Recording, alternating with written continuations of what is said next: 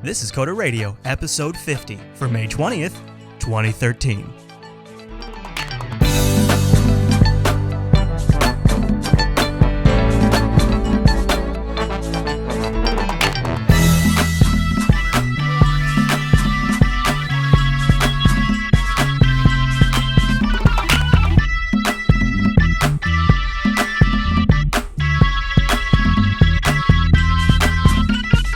Hi everyone, you're listening to Coder Radio, Jupiter Broadcasting's weekly talk show, taking a pragmatic look at the art and business of software development and related technologies. This episode is streamed live Monday morning over at jblive.tv. This episode's brought to you by our fine sponsor, GoDaddy.com. I'll tell you more about them as the show goes on. My name is Chris, and joining us every single week is our extremely talented host, Mr. Michael Dominic. Hey there, Michael. Hey there, Chris. How are you? Good afternoon to you, sir. I'm good. I'm a little fired up. Google I/O's got me passionate this week. Oh, does it? Yeah. Well, whenever you have a good developer conference, get on the edge of my seat, start taking my side, I start drawing lines in the sand, start offending people on shows, apparently. I've been getting a lot of hate mail. But, it's all right. It's going to make for a good show today, right? I think it will. It certainly led for a lot of email. Yeah. Well, we did kind of like an I/O... not predictions episode so much last week, but we did a sort of like a wish list. Hey, by the way, happy 50 episodes to you. Happy 50 episodes. That's awesome. And 50 is like that point now where it feels like I can't really remember a time we weren't doing the show. I know. I was just actually talking it over with Laura, my fiance. She's telling me, she reminds me, in a month you will have been doing a show for a year. It's really kind of something. And Unfiltered just hit 52, and both these shows now it's like just part of my weekly routine. It's nice. Right. All right. Well, now we do have the I/O stuff to get into, but first, as is tradition, we should probably start with the feedback. Let's do it. All right. We got an email from Nick. Do you want me to just jump in and read it? Go in and read it. All right. Hopefully I picked the right one. So Nick writes in. He says, "Hi Chris and Mike. I have a problem I was hoping you guys could help me with. So over the last year and a half, I really have fallen in love with programming. I've built websites here and there, learned HTML, CSS, JavaScript, and quite a bit of PHP. Because of this newfound love, I recently started a new job developing websites for a tech company. It mainly consists of setting up sites for their new and existing clients. So my immediate boss is the only other person at the company who does anything involving website design or development. To put it mildly, he's very old school and loves to use tables. Oh, hello, that's me too. He also loves to use ASP because what I've seen, it behaves, based on what I've seen, it behaves very much the same way as PHP, minus the syntax differences. However, I can't help but feel ASP is just old. He's asked me to really start diving into it, and I wanted to get your guys' opinion on the matter. Is ASP outdated? I've heard about ASP.NET, but I'm not really sure what the difference is. Would it be a waste of time to learn ASP when I could be focusing that time on learning more about HTML5, PHP, or JavaScript? Thanks so much for everything you guys do. Coder Radio is my favorite podcast, followed by Lass. Keep up the great work, and thanks for whatever help you can offer. Nicholas." I love that email because Coder Radio came ahead of Lass. Well, that's what you get when you get to 50, man. That's right, man. People start realizing that you are here, you're in charge, and business? You mean business. I always mean business. So that's an interesting point, right? So I misread that email. I thought he meant ASP.NET. He's really using old school ASP. Yeah. That is rough. Yeah. I think my answer is still going to be the same. I don't think there's any such thing as bad experience, right? Okay. I know you probably disagree, right? You probably think he should just modernize. Well, it's just, time's valuable, and if you're really going to spend that time, it would be good to learn something that could also be employable. But, I guess that's not totally fair. Well, I guess maybe it comes down to there's no reason to cause a problem at your work if the guy is really devoted to ASP. I guess maybe Nick is trying to mull around doing a campaign to move on to newer technologies and try to present his case, and maybe it's just kind of at that phase where he's kind of thinking, God, is it worth me going to bat for this? Yeah, and that's a question that's really going to be hyper dependent on your particular situation. Yeah. My guess would be they're using ASP because there would be a lot of pain in moving over to something else. Yeah, and what are they on, like old IIS servers too? I mean, this just sounds like this is a bit of a nightmare. Well, yeah, but it also sounds like the migration would be horrendous and probably just really not. Well, and what's the technical debt situation? Do you have a bunch of other stuff already written in ASP? Well, it sounds like everything would have to be rewritten. Even if you went to ASP.NET, that's a big rewrite. And then if he's going to go to something open source, Is it public facing? If it's public facing, you might be able to make a security argument. Yeah, there's that. But see, I read this question more as a personal development question. Yeah. From that angle, you probably should be starting to learn something more modern. Mm-hmm. And if you like Microsoft, ASP.NET is really good. MVC4 is pretty good. Or anything else, just in case this job disappears one day. Yeah. Because getting a job classic ASP is going to be quite the challenge. Your job is always going to be the guy that comes in and helps with technical debt. You'll always be that guy who arrives on scene and fixes the really old broken code that nobody wants to manage and nobody understands how it works anymore. That's going to be your thing. Yeah. I mean, there's work in that. A lot of people do that, and a lot of people make, a nice penny on that. Very stressful. It's kind of awful, but it's burned me out. I mean, I don't do code like stuff like that, but I have somehow ended up in the niche of, oh my gosh, we're in a fugue panic state. Somebody come in and rescue us. And there's good and bad to that. And I think you would, Nick, that would be the career path you'd kind of potentially be. Although one thing is you probably still want to learn ASP.NET anyway, because the real, from a consulting perspective, would be I know both. I can move you to the more modern one. Oh, you know what? That's a great way to look at it. That's probably the way I'd go. Unless you're just totally sick of Microsoft, then, anything but PHP. C. Kulger in the chat room says ASP to ASP.NET isn't too bad. If you look towards ASP.NET MVC, though, the differences would be significant. He mentioned, a couple of people in the chat room said they've done some migrations. And maybe, Michael, that's actually the key point, wouldn't it be? Is there's probably a lot of people that need to make that migration. Might not be a bad skill set to have. Yeah, and I think, I think that's probably a good pathway for you. Too bad it's negative in the freedom dimension. I'm just going to point that out. Mentioning that. All right. Well, so did we get a lot of emails about our IO wish list? Yeah, we got quite a lot. Good or bad? Neutral. I mean, we had a well, I mean, neutral by balance, right? We did have a number of more paranoid people than me writing in about how Google Plus was going to infect everything. Really? Well, they're kind of right. It turned out to be correct. And then we had a few people, we had the magic bullet theory again, right? That this year Google was going to fix the update problem. Yeah, that didn't happen. Not even like lip service to the problem. Well, we can talk about that when we talk about it. They're doing some things that make it less painful, but it's still definitely there. Oh, okay. Yeah, just a lot of excitement. A lot of people are really excited about Android Studio, as am I. Yeah, when I was watching the keynote, I thought my first thought literally was, "Ooh, I wonder what Michael thinks of this," because I was like, "This." I think it's great. Yeah, right. Anything that gets rid of Eclipse is really just fantastic. Well, and this is their 1.0, and it already looks pretty slick, and I think they're gonna just make this thing. Google's gonna make this thing better and better. How are they doing this exactly? Well, this is IntelliJ's Community Edition, right? So this is the Java IDE I use, but the Community Edition with some Google modifications because it's open source. So it comes pre-set up, ready to go for Android. Yeah, okay, that's kind of what I was gathering. Yeah, well, that's a neat idea, and they'll just keep. Well, I'm sure they'll just keep iterating on top of that. Yeah, and I think that's the way to go. I know there are some, Eclipse fans, but the you thing can still use that though, right? You can still use it. Yeah. I mean, there are people doing Vim with Android. Mm-hmm.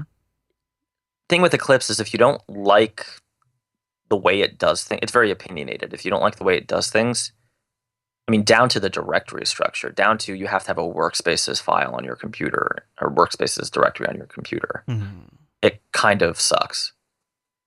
So if you've already adopted a different methodology, a different setup on your workstation, Eclipse can actually fight you every step of the way. So I don't want to go too off the feedback aspect of the I/O stuff. Was there stuff that stood out at you as far as because I know I made a few bold predictions and was a little disappointed in my results. Yeah, I would say that this I/O was fairly conservative. It was, overall. in some regards, I kind of respect how developer focused it was. It Right. really, I mean, it was a show, it was a PR performance, but they really were like, this is stuff for developers. I mean, some parts felt dirty. I forgot the guy's name, but the head of search, when he got up there, started talking about being a child, being 3 years old, and dreaming about Star Trek. I'm like, I get it. You're trying to say that Google's a human company, but get back to business. Like, I didn't like that. I also didn't like the whole mad scientist island thing. Oh, Larry Page's, Yeah, what was that? What was that? I'm not sure what the hell happened to him. Like, Well, I think you nailed it. This is part of them trying to make Google more human. I mean, there's no way this wasn't a coordinated discussion. All right, we're going to have at the end, we'll have Larry come up. Now, he can't talk very loud, so we're going to keep the lights down. It's going to be quiet. I mean, It was all about being human. And I'm not disparaging it because I'll tell you, man, I was sort of taken aback when he came out. I mean, it kind of was like, this is sort of a new Steve Jobs kind of thing, because the health thing, there was a little, there's hints of, he's not like dying sick, but he's got a weak voice, so he can't speak very well. It was like everything when in his later years, Steve Jobs would come up. He had to quiet down, a little sympathy, stuff like that. Yeah, and everybody was kind of in awe that he was just even in the room with them. Right. It's very kind of rock starry. So the problem I had with it is the problem I always have with Google. I like Google. In a lot of ways, Google is a company I really like because unlike other companies, they're actually doing something. Like they do crazy crap like Google Glass. The problem is that their business model feels really dirty. And I can't get it out of the back of my head. We kind of covered all on the pre-show my thoughts, and what I was saying was, one of the problems you always have with Google is this a little bit of, it came from, we were going back and forth because Microsoft made a YouTube app that bypassed YouTube ads and allowed for direct downloading of YouTube videos inside the app. And it was a Microsoft-made app for YouTube. Google shut them down. And, you were kind of making the point that you think that Microsoft's master play there was sort of to raise awareness of how Google actually operates and what their actual revenue model is, that if you don't have ads in there, Google's not going to let you get to the content. Right. To be clear, because these aren't just banner ads. These ads also include a whole tracking cookie system. That's how their system works. Yeah. And Microsoft, you were sort of proposing that maybe Microsoft was trying to get Google to just come out and say it publicly to make people kind of be aware that that's the actual business model. And I think that is something that does not have enough general awareness. And I made the counter argument that when you buy something from a company like System 76 or even Apple in a lot of cases, although Apple's starting to upgrade the line, but you're paying for hardware. There's a certain amount of support that comes with that you're paying for, and it's a direct, very understandable relationship between customer and provider. In this case, maybe System 76 or Apple. With Google, that is very, very unclear. When I'm using my Note 2, I'm not exactly clear what my entire connection and relationship and information is to Google, right? I don't really quite know what all. Well, it gets even worse is when you buy a Nexus, like a Nexus 7. I kind of assume a customer purchaser relationship on my end, but is that really what it is? You know what I mean? I don't think so, because if it was, the Nexus 7 wouldn't be as humanly cheap as possible. Right. And we've talked about this 1,000 times before, and we don't need to go over it again. It's just, but I think they are very, so the outward. So I mean, gosh, I do not mean to bash on Google, because like you, I really like that they're doing some cool stuff. We got those emails too that you and I apparently meet every Thursday, and we have Larry Page's photo, and we throw throwing stars at it. Well, because if you listen to us, it sounds like it, and it's just okay. Insert disclaimer here of all the stuff that you all know Google's working on that is very cool. You all know that I own like 100 Android devices and that I'm using the crap out of Google now, etc., etc. Google Docs runs my life. All right, fine. But Google makes their money off of ads and search, right? Search ads. That wasn't talked at all about at I/O. Like what Google outwardly presents in like the public kind of PR splash is not actually what is their core business. What they are presenting is all the stuff that they hope down the road will be making them a lot of money. But right now, is not actually what they make money on. I guess if you define it as outwardly presented, I mean, that whole dashboard for Android developers that now includes better tracking for including Google Ads in your app. I also didn't like that. That felt dirty. Like if you're encouraging your developers, just throw ads in your app, you're not setting them up for success. But then they had another session with the Android team was like, listen, in-app purchase is probably a good idea. Here's how you do that. And those sessions felt, and that's the weird thing. There's this weird dichotomy between like the Android division I kind of really like, right? And that's how I wish Apple was. But you get into that search division and things are a little scary. Mm. And then you get into Google Plus and it all goes downhill. Which it was another big point. Everything had a Google Plus play. Everything's integrated with. Oh, they didn't call it Google Plus, right? If you watched all the sessions, it was your Google account or your Google profile. It was always slipped in there. Yeah. I don't know why it doesn't bother me. I like Google Plus, and I actually think it's. So I guess there was a number they shared that I didn't catch the specific number, but a huge portion of posts on Google Plus are like limited to a very small set of people. So I think that's going to change, and that's actually one of my highlight stories from Google I/O is why don't we go do this last feedback I singled out? Yep. So Keith was asking, he wrote the letter before Google I/O happened, if I think there's going to be an all-you-can-eat option for apps, kind of like a Spotify, right? So you pay $10 a month. Spotify's like download all the music you want. And then you can just download all the apps you want? Right. That will never happen because it would require, it wouldn't, how would they divide the money between the developers? The one way they might be able to do it is like the Audible, the way Audible does it is you get points and then different books, not points, but credits. You get Audible credits and you can get 2 credits a month or 1 credit a month. And some books are 2 credits and some books are 1 credit. The thing is, in-app purchase already solves this problem of users being unwilling to pay for an individual app. You get the app for free, you buy the purchase if you like it. So I don't think anybody's going to go with this. Yeah, it seems way too hard. Way too complicated when you have a solution that already works really, really well.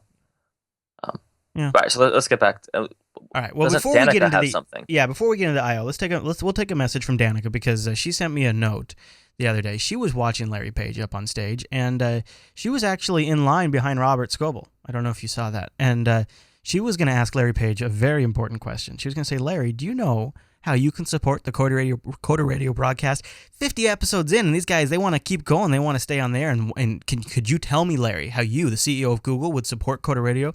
And she was hoping that Larry was going to say, use the code CODER249 when you're checking out get.com for $2.49. If you're going to make something, go use CODER249. Don't spend a ton of money. You can also get additional domains for just $9.99. That's still a great deal. Or if you're going to get some hosting or maybe get yourself a cert or something like that, use the code GO32OFF4. GO32OFF4, 32%.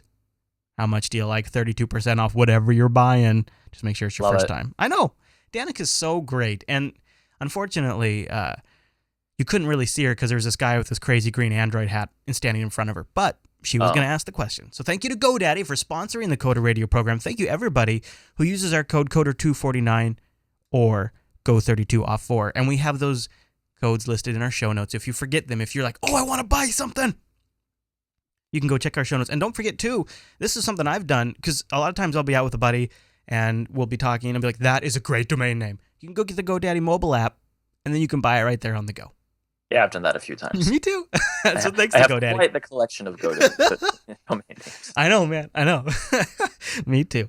All right. So I loved your title here in the show notes. Me, oh my, I-O.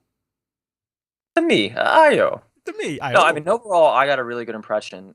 Ironically, I think the quote, we're human stuff was the worst part of the presentation for me because it just felt really disingenuous.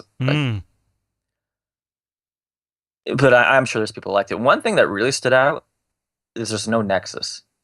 No new freaking Nexus. It's the Samsung S4, and once again, it only runs on AT&T and T-Mobile. Yeah. Pretty let down by that, I'll be honest. I was kind of curious. I was kind of curious to see if there'd be a new phone that I wanted, and there wasn't. I was kind of hoping for a Nexus 7 update. Yeah, so was I. None of that. It was very... everyone who attended apparently got a Chrome Pixel. All right.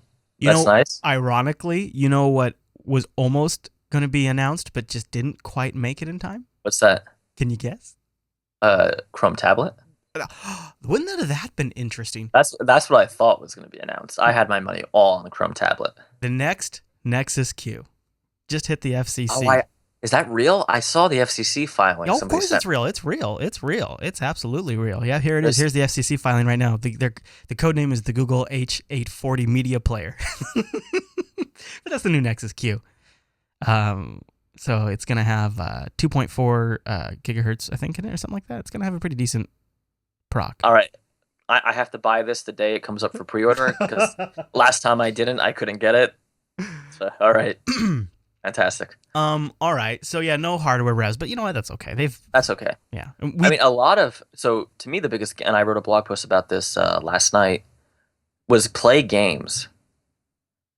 If you were going to punch Apple in the face, you'd probably do it like this.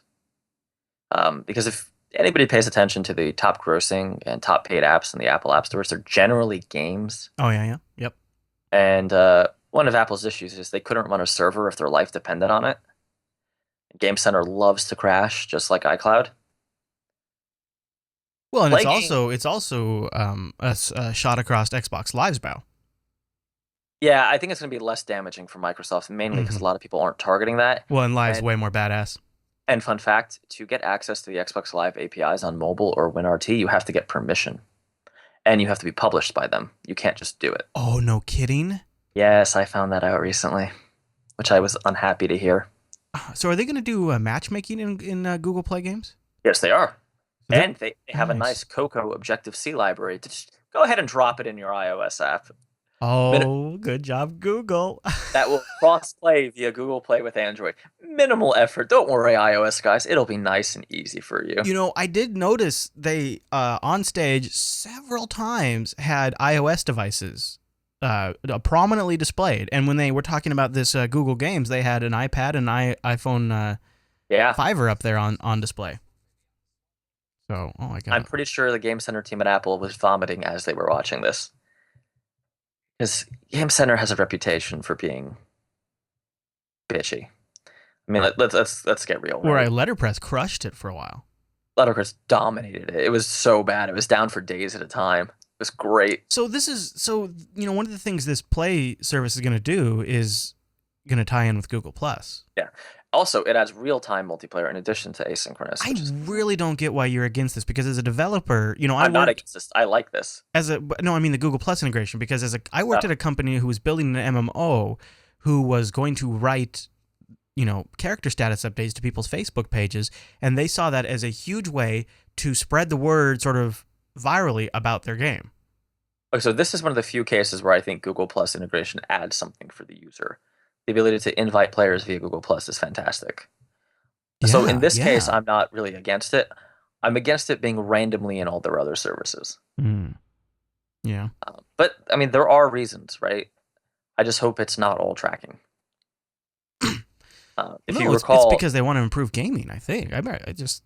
Well, I think, and this might be a little tinfoil hatty, I think Google sees an opportunity where Apple is right now the leader in mobile games, and you can't really...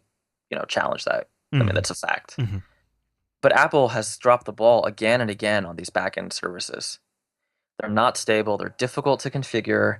If your code signing cert gets messed up, it screws it all up. It doesn't work. It can be really, really annoying.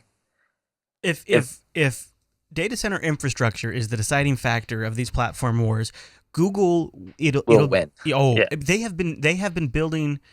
They own so much of the fiber that connects their infrastructure. Oh. They own so much of their infrastructure, way more than anybody else, and it is all over the world. Yep. They probably have one of the largest private computer networks in the world. Yeah, I would say that this is going to be a nightmare for Apple.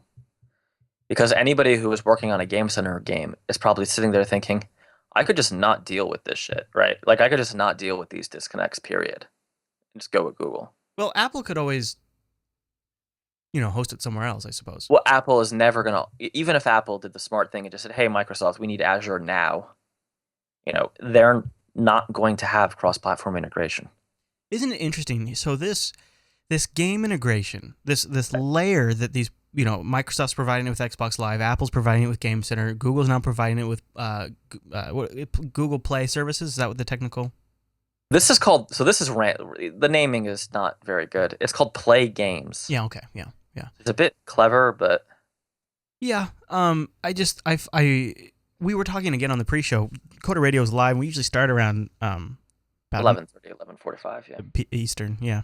And you look at Ubuntu phone and Firefox, and Sailfish just had their big announcement today. They got a hardware device and they're shipping.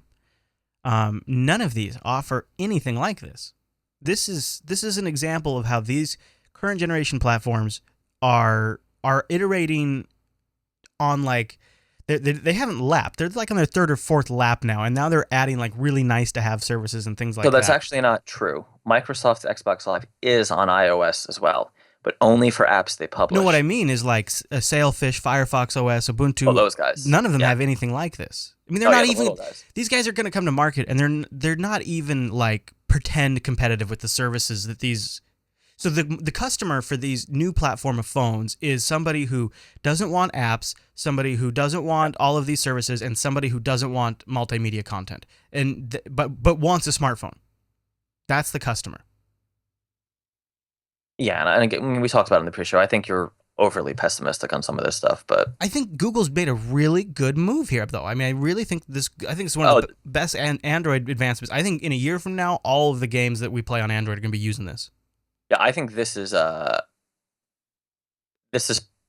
probably the biggest thing to come out of I/O from an Android perspective, for sure. Yeah, well, especially for Android. Yeah, there wasn't. I mean, it seemed like that's weird. It seemed like there was a lot of stuff about Android, but then like there wasn't like a lot of talk about. There was a lot of stuff. There was actually a few sessions for Android developers on how to make money, which is interesting because they're acknowledging the problem that it's kind of a pain in the ass to make money on Android. And they went into things that have nothing to do with the APIs about, well, you have a marketing budget, you have, retention costs. Why don't you do things that encourage users to log in every day? Like, which was a little weird for Google I/O, but actually quite informative. And they did case studies with some of their partner developers. So they actually brought up their partner games, which is good, right? But there wasn't one thing that was interesting, not a lot of native development kit discussion. Yeah. Yeah, we talked about in episode 49, you were hoping to see some of that. I was hoping to see some of that. And I'm also not sure if Android Studio will work with the native development kit because IntelliJ doesn't really like C++ very much. So that I'm not totally clear on. And I can't imagine with all this game support, they're now going to abandon the NDK. No. I just, maybe it's coming or whatever. Maybe it wasn't ready. We don't, that is interesting because we don't usually, like, if they don't cover it at I/O, we sometimes don't hear about stuff. You get a little worried. Yeah. I mean, Dart was discussed. I was wrong about that. I'm very disappointed. We talked a lot last week about some of the things we felt like they needed to do, like real changes they needed to make to boost Android development and make it successful in the long term. And I don't know if I got a lot of those reassurances today. I mean, there was nice to have, like the play stuff was really nice. But I still kind of felt like it was Google of two minds, where they sort of broke it between Android and Chrome OS. And for some reason, Chrome OS still feels like... Well, I think Chrome OS doesn't have the weakness of needing an actual update. Right, because they can silently update Chrome OS. Well, and you remember during the Larry Page Q&A, who was it that asked him the great question about Oracle? Somebody from TechCrunch, I think, asked them a question about, what are you going to do now that you're kind of stuck with this old version of Java and you and Oracle are on the outs? It's not like they're going to work with you to bring this up to date. What's your solution to this problem that seems like a glaring long-term issue for your platform? And Larry Page's answer was kind of a non-answer. He's like, things just kind of work themselves out. And then everybody just gave him a round of applause. And then they went on to the next question. But it kind of seems like a big problem, and they didn't address it at all. Well, there's an obvious solution, right? They're going to fork the OpenJDK. What else? Unless they're going to dump Android and dump Java, what else are they going to do? Yeah, I think you're probably right.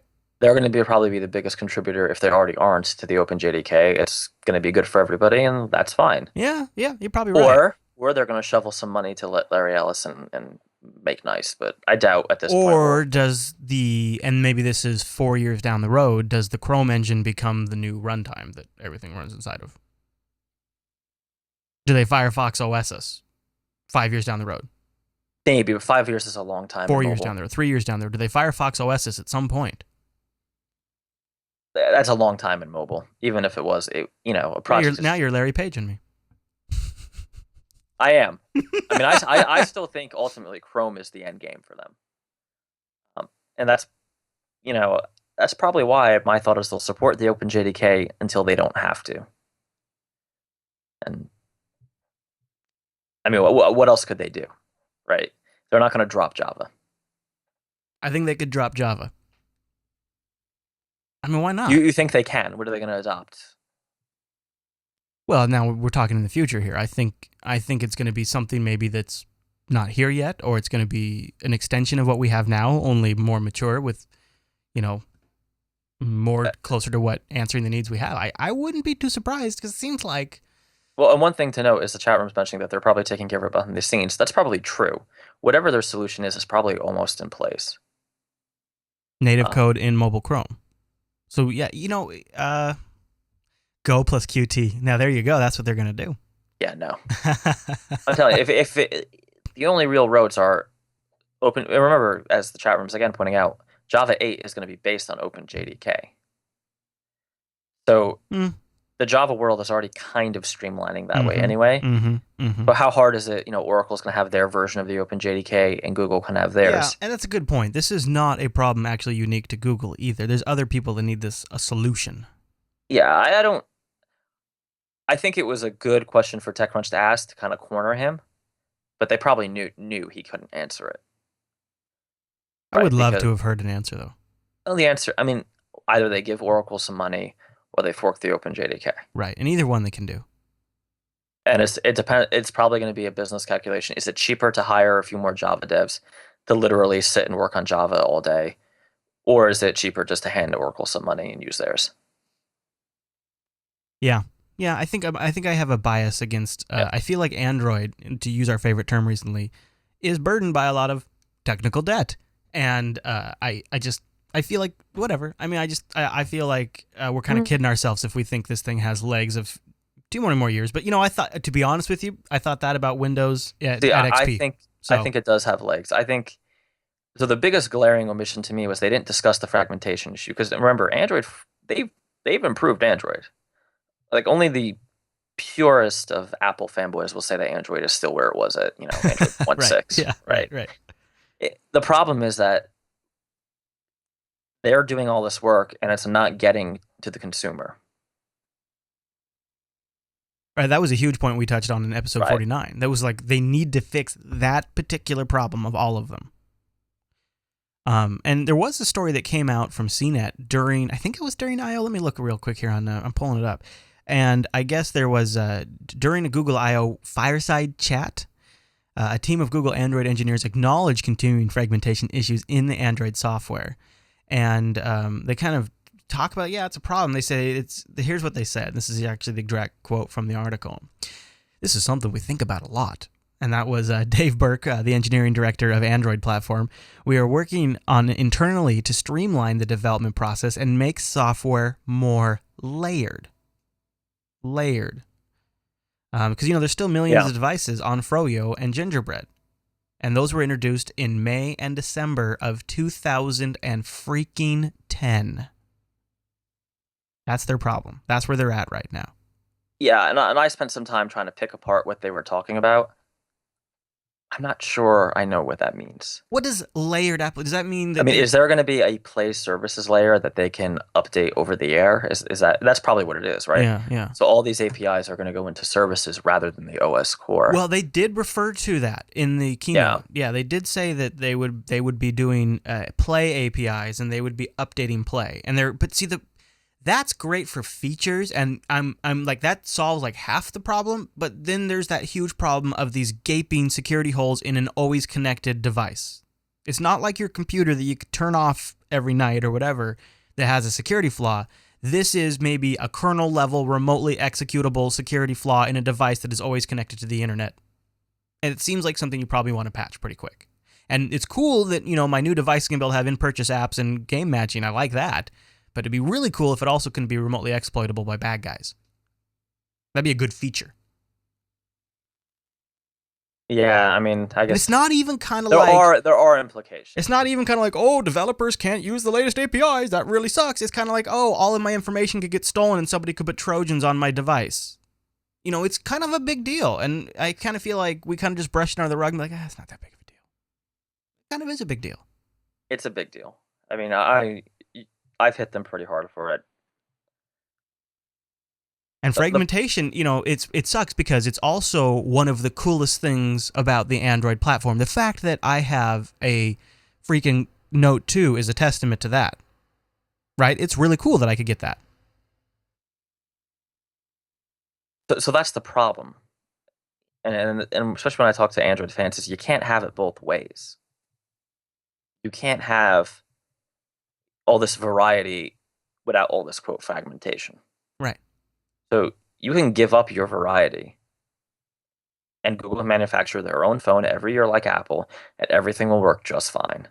It just kind of surprises me that Google released a platform in the modern day and didn't have a solution.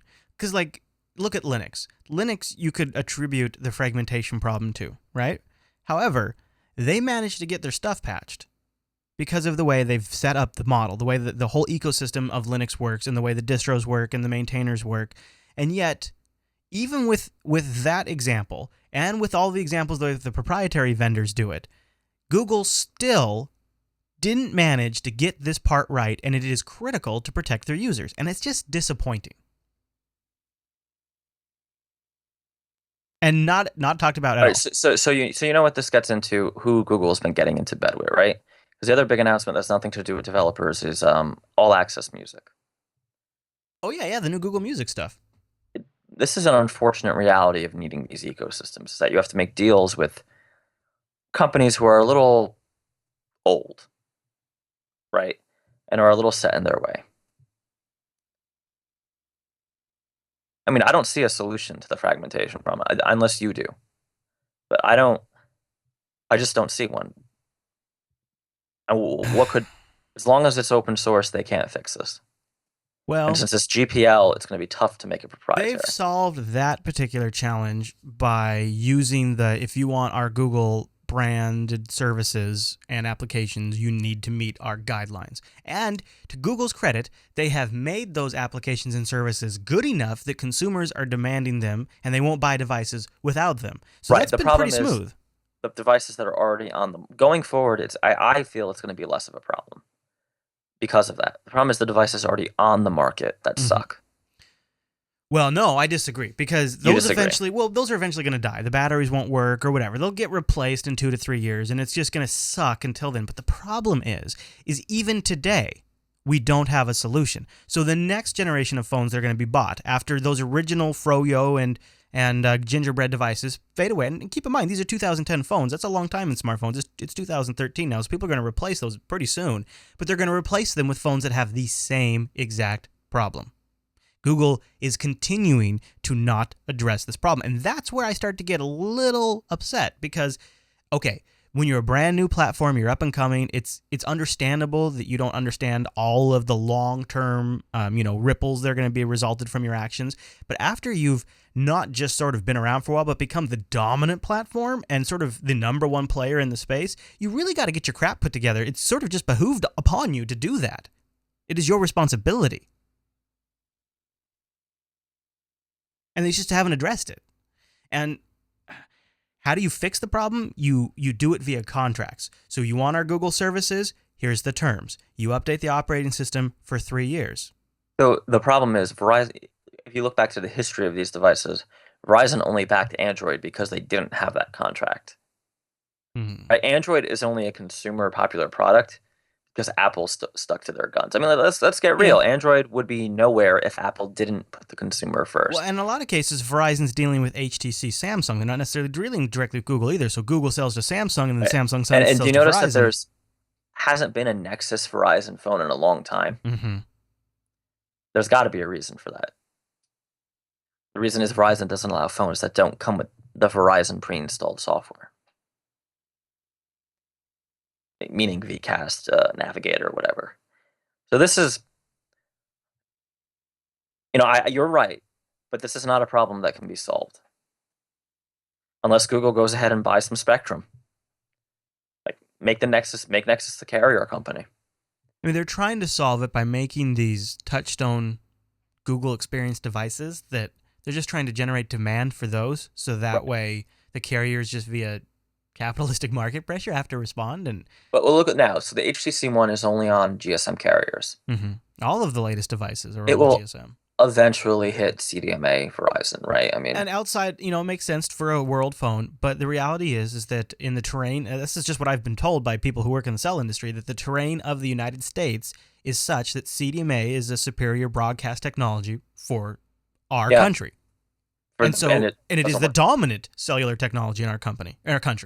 It is pretty much a company. But I feel that Verizon's network is a bit better, so I've used them and Ting, but both of them are CDMA. Right, exactly. Both Ting and Verizon are CDMA, so they have the same advantage. Yet AT&T gets all the phones, and it's frustrating, but that's because people want to make them for the world market. I understand. Well, no, supposedly AT&T is much more lenient. Oh, well, so the core issue that we go back to is that average consumers are going to continue to be in the long run disserviced, and developers will continue to be disadvantaged by this continuing problem that is not being addressed. Right, but the theory is that if this layering of the APIs makes it so Google can update the APIs without updating the core, that solves the development problem. It solves some of the development problem, right? Until they put some sort of new hardware support at the core operating system level that you have to have the new Android for, or something like NFC comes along, you have to have a new kernel or 3D acceleration, new drivers, something. Right. Something is going to have to be updated at a lower level. You know what I mean? Like, that's just how it works. You can't always just update at the app level and get away with everything. The big hole is that these kernel exploits that have been coming out are not being addressed. And that's what we need to worry about, right? Or perhaps not the kernel per se, but the lower levels of the system that these layers wouldn't reach. Right. I forgot the name of the Trojan, but there was one that came out, I think, 2 weeks ago. Well, or dude, back up. I have an Evo 4G, right? Okay. With the stock ROM, the driver for my Wi-Fi gets about half the amount of reception it should. If I root it and put Cyanogen on there, I get full reception. It is a driver problem. The Cyanogen team found the problem, fixed the driver, and has included the fixed driver from them on all of their ROMs. But because HTC has no longer issued since Gingerbread any updates for my Evo, I continue. And the last update they did update was the one that introduced the bug, and they never fixed it. They introduced the bug in an update and never fixed it. They were just done at that point. Yeah, and that's the problem, because the business model for the manufacturer is I sell you the phone and then I hope you upgrade as soon as possible. There's no Oh, I'm getting all upset. I don't want to. Yeah, I mean, it's definitely upsetting. I just don't see a solution that isn't radical. All right, so can I dig into something? The chat room seems to be has the opposite opinion of you with all this Google Plus stuff. And can we talk about this? Because I don't really see where your issue's at. You're seeing them. I mean, isn't it good that they integrate Google Plus with the Play Store maybe a little more? Good that they're doing it with the games, because you can do matchmaking that way. You can. I mean, people hate the spam aspect, but as a developer, you can let people know about your application. It's a way to get the word out there. I mean, it seems to me like this is a win-win. And anything that chips away at the Facebook monopoly is also good. It's good, I think, on YouTube, where it discourages what I would consider bad behavior. It's good in games because you want to play with your friends. That's how, let's be honest, games are what made Facebook as popular as it is. And the new Hangout stuff is looking pretty good. That looks interesting. Wouldn't it be cool if you could tie that into your app somehow? All right, so the Hangout stuff, I've been burned before. It was called Google Wave. So let's just disregard that for now. Show me the money. Talk to me when it's ready. What do you think of the new interface to Google Plus? I actually don't like the new interface. I kind of like it. You like it? I feel like there's a lot of unnecessary bordering. Yeah. Although,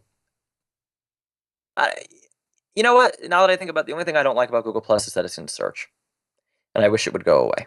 Yeah, it does totally crap up my search results. I'll give you that. I mean, there is that little button you can hit, but you have to do it every time. I worry about Google Plus eventually becoming too too much data, Mm. too much risk. If your if your Facebook account's compromised, that can be a lot of issue for you.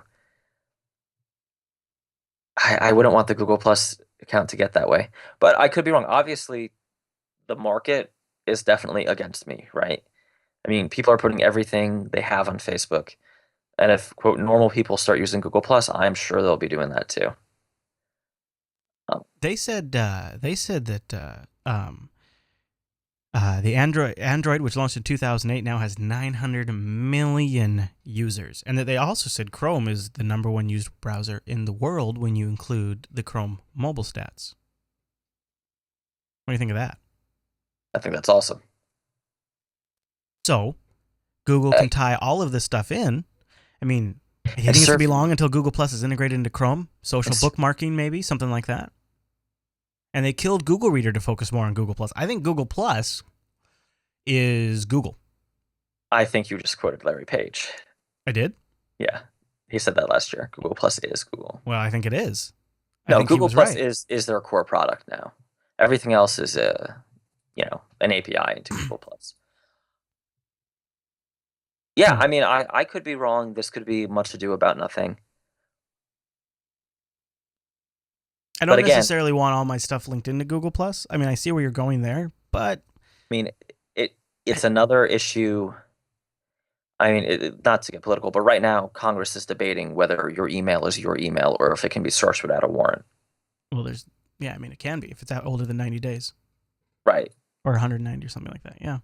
Facebook accounts aren't necessarily the most secure things around. There have been cases of Facebook security breaches. Mm-hmm.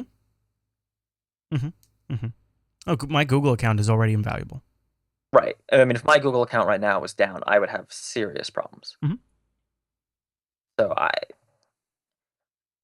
I don't think it's something to be terrified of. The other thing is not everything needs to be social. But I guess you're right. I guess the usage advantage, at least in the Android case, outweighs the disadvantages. Maybe we should wrap our thoughts on the keynote. I know we already touched on it a little bit, but is Larry Page, is he going to be the new Steve Jobs for us? And if that is true, are we accepting of our new leader? And by we, I mean, just the media is going to... I'm betting on Ballmer.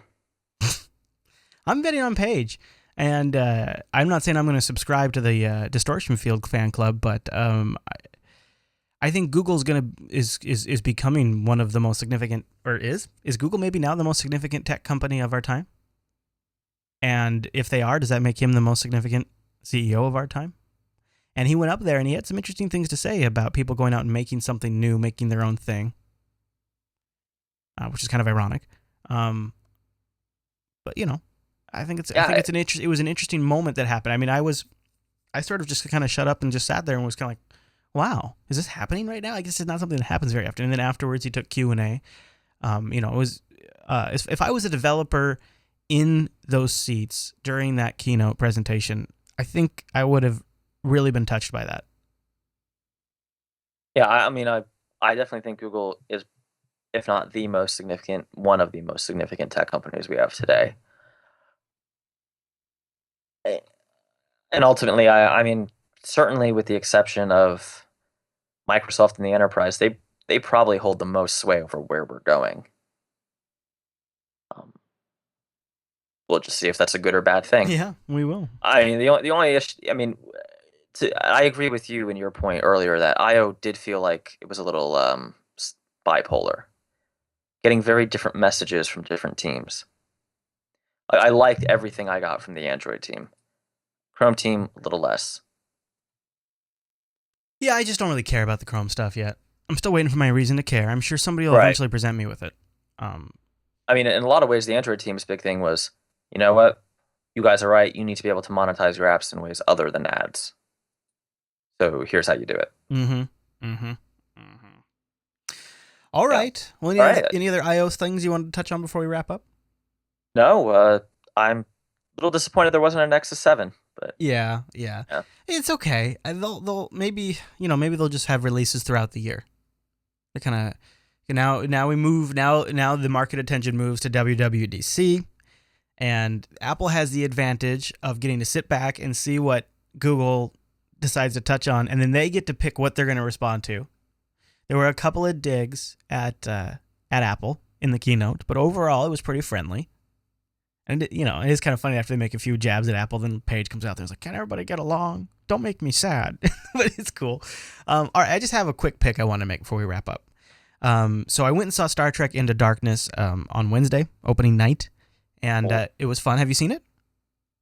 Not yet, no. Okay. All right, well, there is I would say it is purchase worthy, and I just want to make a pick this week for a limited time. This is for when you're not working. When you've worked your butt off for a while, take a break and go pre-order the Star Trek Into Darkness limited edition pre-order pack. It includes the Blu-ray and a functional Star Trek phaser. It doesn't shoot, but it flips around and stuff. It lights up, I guess.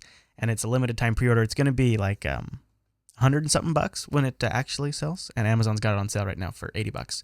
So I'm going to make that our pick because I enjoyed the movie, and I'm going to pick it up right now. So there you go. Star Trek Into Darkness Nice. Blu-ray special phaser combo pack edition. How about that? That phasers to Borg. Maybe that'll be, you know what? Bet you that's the next one. I'd love the Borg. I bet you If that's they the all next one. carry little Android devices with them, that'd be fantastic. Are you a Star Trek fan? A little bit. Yeah, I think you'd like it then. I think you'd probably like the new movie. Do you go see very many movies? Not really. I'm more of a digital download kind of guy. Yeah, I am too. Every now and then I go out. Like Star Trek was worthy of it. So then I made the trip. Yeah, I think I'm gonna go see Star Trek this week. You should. I would say it's definitely worth seeing in theater. I went and saw it at the IMAX in downtown Seattle.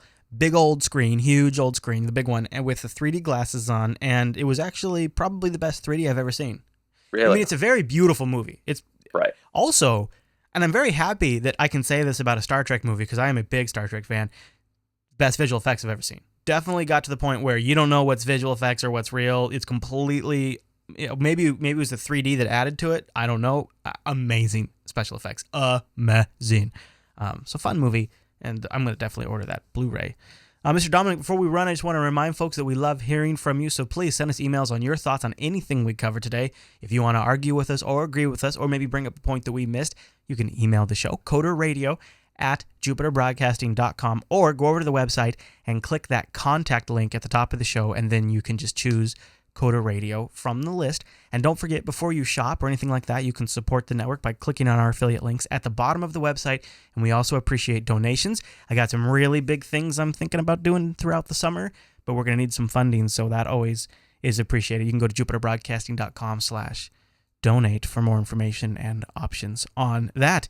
Mr. Dominic, anything else you want to cover before we wrap up? No, but that's it. Everybody have a good week. Yeah, absolutely. And don't forget, Coder Radio is going to be live next Monday, so you got to come watch us over at jblive.tv, 9 a.m. Pacific, noon Eastern. You can also follow Mr. Dominic throughout the week. What's your favorite location for people to follow you, Mr. Dominic? Usually just Twitter @Dumanuko. Okay, all right, fine. We got links to that. We got links to his blog, all that stuff in the show notes, as well as links to my stuff. And thanks to our chat room for showing up and hanging out with us. We really appreciate it. You guys are the star of the show. So come in and join us next week and hang out in our chat room. All right, everyone. Thanks so much for joining us in this week's episode of Coder Radio. See you right back here next week.